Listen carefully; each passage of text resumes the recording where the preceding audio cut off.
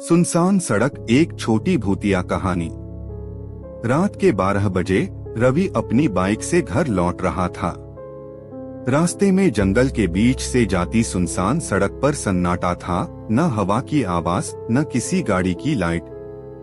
अचानक उसने देखा, सड़क के बीच में सफेद कपड़ों में एक औरत खड़ी थी, बाल खुले हुए, चेहरा नीचे झुका हुआ। रवि ने ब्रेक लगाया, पर जब ऊपर देखा, वह औरत गायब थी। डरते हुए उसने बाइक स्टार्ट की और तेज भागा। पीछे मिरर में देखा, वही औरत अब उसकी बाइक के पीछे बैठी मुस्कुरा रही थी। सुबह सड़क पर उसकी टूटी हुई बाइक मिली, पर रवि के गायब होने के बाद गांव में अफवाहें फैलने लगी। लोग कहते थे कि उसने उसी औरत की आत्मा को देख लिया था, जो सालों पहले उसी सड़क पर मरी थी। 3 दिन बाद रवि का दोस्त अमित उसी रास्ते से गुजरा।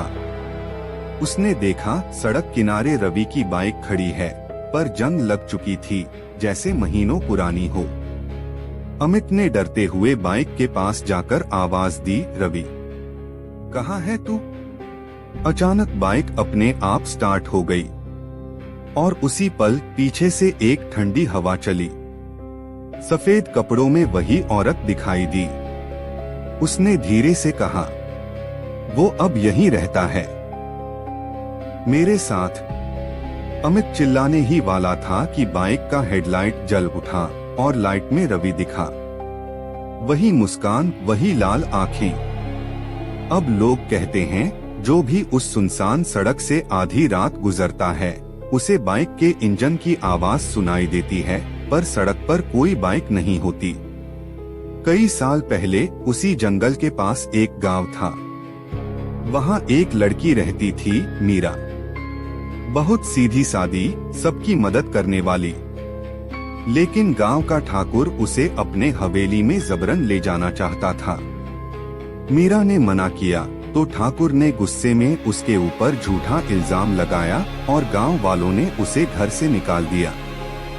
वो आधी रात को उसी सड़क से होकर भागी। भारी बारिश हो रही थी, रास्ता फिसलन भरा था। अचानक ठाकुर की गाड़ी ने उसे टक्कर मार दी और कुएं में गिरकर उसकी मौत हो गई। कहते हैं, मरने से पहले उसने कहा था, जिसने मेरा दर्द नहीं समझा, वो इस सड़क से जिंदा नहीं जाएगा। उस दिन के बाद जब भी कोई आधी रात को उस रास्ते से गुजरता, हवा रुक जाती और मीरा की परछाई दिखाई देती। कई लोगों ने उसकी आवाज सुनी, रुको, मुझे घर जाना है। अब कहा जाता है, जो उसकी आखिरी इच्छा पूरी करेगा, वही उस सड़क का शाप तोड़ सकेगा।